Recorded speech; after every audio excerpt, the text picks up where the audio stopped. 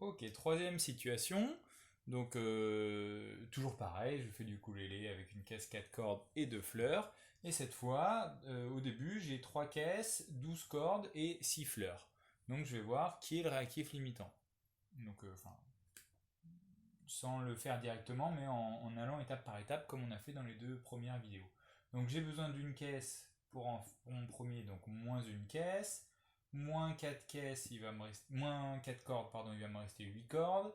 Et moins 2 fleurs, il va me rester 4 fleurs. Ok, super. Ça me fait un yuku. Mon premier yuku.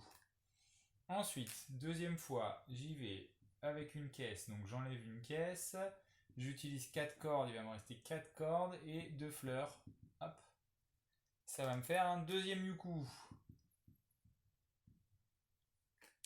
Et ben je continue, hein. Tant que je peux faire, je continue. Alors je vais voir si je peux continuer. Hop.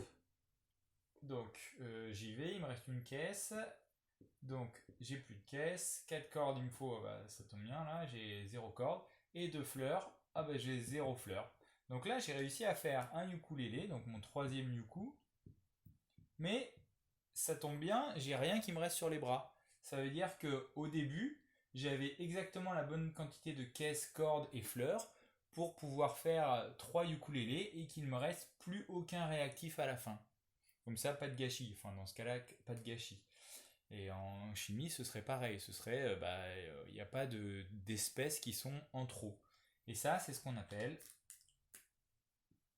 les proportions stoichiométriques, où les réactifs ont été introduits dans les proportions stoichiométriques.